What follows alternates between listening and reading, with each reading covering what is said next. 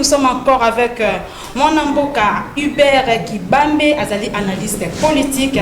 Il est aussi un citoyen congolais de la diaspora. Mon amboka, bienvenue sur le plateau de Haute Réflexion. Merci beaucoup de m'avoir invité. Merci. Hubert, mon amboka Azali moko ya diaspora.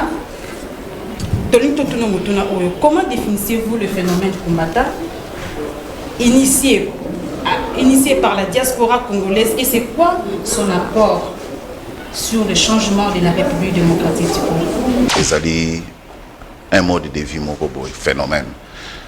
Il faut tout attraper définition combattant par rapport à Nambokawa, par rapport à poto combattant, ça signifie quoi? Donc moi je pense que combattant, entre guillemets, c'est juste des activistes congolais qui voulaient du changement. Je dois le dire ouvertement parce que dans le lobby on parlé du combattant, on parlé quand j'étais éditeur d'un grand magazine en Europe, j'avais fait mon temps, j'avais pris mon temps plutôt à investiguer. Musicien moi linga beta. Ba musicien mususu ba yokani ke ya ko bandati. Basali ndenga lobby basali clic pour bloquer. Alors ils se sont dans bloqué moni singaso e kangami mibale okolongola mais soy ba comme ils bloqué ko kangama ils ont tant au Congo. Il y a deux solutions parce que après tout les musiciens ce sont des professionnels, c'est leur métier. Biso a tozo bloqué bango mais tozo tambu sa ba vidéo ya ba chinoise bazo yemba musique na biso. Tozo tambu sa ba vidéo ya ba japonais bazo yemba musique na biso. Lobby to local to la source ba lobby une occupation on vient obéler bazo zo na musique. Il y a deux solutions. Première solution est ça que non, il faut ministère de la culture oui, baza pouvoir bakoki komeka ko expliquer na bandeko ba collègue na bango na poto parce que ba phénomène de salaire mana poto et ça les États-Unis parce que les lois sont différentes. Ba concert mususu bazo bloquer en dans zomituna est-ce que ezali par eza comment dire eza l'état parce que bato ba sala combat wana pour ba bloquer concert. Il y a deux différences entre empêcher un concert et annuler un concert. Empêcher c'est-à-dire il y a des gens externes au baillé, ça le quoi mon boulot et ça l'insécurité va annuler. Non, va empêcher. Annuler un concert, c'est procédure comment administrative. Qui sont derrière cette procédure administrative pour qu'on annule un concert?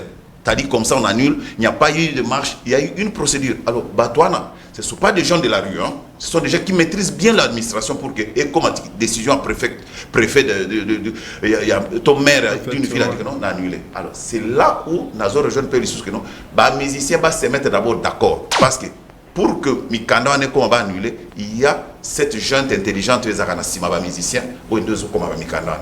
Bayo kanana nous ba qui ne peut que contredire ba mais ko sala surtout dans espace Europe bon, parce que le ministère de la culture et ça dans nos années apparemment baza est compétent ba ko baza est compétent baza na en fait job description na ko ko déterminer ministère de la culture ko azapo na Congo mais azape na droit ya azape na plutôt pas droit mais azape na makoki na latitude ya komela parce que on a ba komela en Mikanda il pas ko komela Mikanda que non écoutez. Nous n'avons plus une raison de réclamer ça et ça. Baza libre. Parce que, dans le cas de changer le président Kabila, dis-moi, il n'a pas bien aimé la nani. Aimé la moutouté. C'est-à-dire, il y a eu trop de motifs pour dire que non, il n'y a pas de raison valable. Et l'autre, tozo senga. Ngai naza. La musique bon je suis pas fan mais na lingi voilà na lingi ba musicien bazonga un espace Schengen mais il suffit ba musicien d'abord ba salam bloque bango moko ba yeba procédure ko kene nango ministère na biso et appuyer yango ba kende ba beta la muka esepelité na ndenge bache nika di la tête ya seni FCC également ba sali bloc mo ba benga ngo bloc patriotique si je ne me trompe pas ozomona te que bloc on attend et salama na ba marche ba urbain salama na terrain les 6 surtout ba annoncer déjà marche ezali au moins que tozonga même quand ba moisa makambo salama na régime ya kala ya komona Kabila boye loko boye loko boke bo sali bloc bo bimi na terrain ba population kufi bino bozongi na ndako bolie na basi na bino. Tu trouves pas que population quand ande mutu a aussi bien ba passion nyonso na ko résumer na no bozonga la muke nous avons un sérieux problème est ça manque de respect à texte, l'intégrité des hommes. Mboko ils ont kufa pona toza na ba homme intégrité toza na respecter biloko moko te.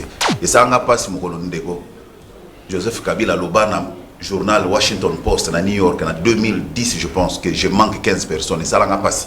Il avait un gouvernement de 55 ministres et plus de 70 vice-ministres. So ils ont en place avant il a démissionné.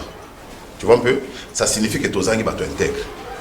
Et zali ami balé tozangi ko luka ko tosa obiso moko to komi.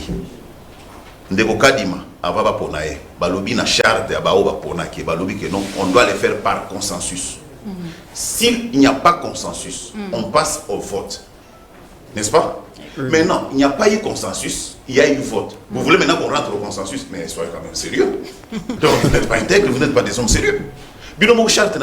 On doit désigner par consensus. S'il n'y a pas consensus, on passe au vote. Il n'y a pas eu consensus, ils sont passés au vote eux-mêmes. Maintenant, au vote, on dit que non, il n'y a pas consensus. Et ils veulent mettre ça dans la tête du peuple. Qu'il n'y a pas eu consensus. Et pourtant, la charte dit que dès qu'on a dépassé le consensus, il a consulté. Vote essaie de trancher. Le président a signé. Le président, c'est le garant de la nation et des institutions. Avant a signé. Kadima et l'équipe parlement, l'Assemblée nationale, c'est une institution qui a donné plus de une semaine, c'est 48, 72 heures. Le président ne peut être en contradiction avec une institution de l'État. Mais il y a aussi autre chose dans les blocs. C'est peut-être créer une incompréhension au niveau de l'institution, tout est la transition. Parce que depuis longtemps, on a une vision, on a la transition. Dialogue, tout ça. Effectivement, pour que ceux qui ne se sont pas retrouvés vont se retrouver. Alors, il y a nous n'avons pas des hommes intègres. C'est-à-dire, nous sommes tous en Congo, il faut se retrouver. Quand tu ne te retrouves pas, tu fais la rébellion. Tala lelo. Ata so iba nommé bateau, ata ndenge ba sali bloc wana. Oh ba ko se retrouver ils vont faire la rébellion. Le lot moni to éviter to zo bateau ce qui gratuité aux ezaki kaka slogan to ezaki nini 4 semaines bana ba vandi na ndako zaka so ba ke le lot classe ba boya lundi prochain. Ezaka lundi prochain 4 semaines grève ba misi bazo gréver. Oh le biki bana bazana grève.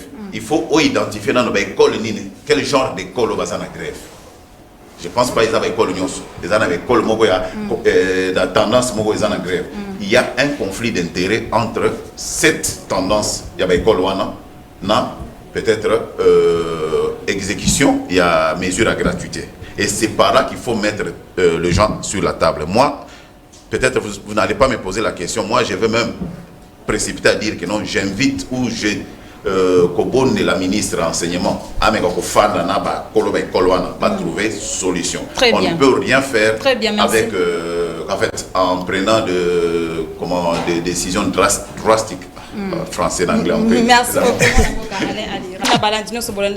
Partout dans le monde, on nous signale que nous sommes vraiment pratiquement à la fin. Mais tant de zoboma biso, tolobela qui est l'eau gratuité, tolobela qui phénomène combattant, tolobela qui du sousou, makambo o etali, seni, na bandeko bazaki na plateau na biso. En tout cas, je vous remercie d'avoir répondu à notre invitation. Merci beaucoup à vous, chers téléspectateurs, qui est belé à Kolanda biso partout dans le monde. Merci à passer le padre, à Dakina Simaya Caméra. Merci beaucoup à Bavo Mugini. Merci beaucoup à Nomi Chita. On est arrivé à la fin de cette émission, mesdames et messieurs. On se retrouve très prochainement.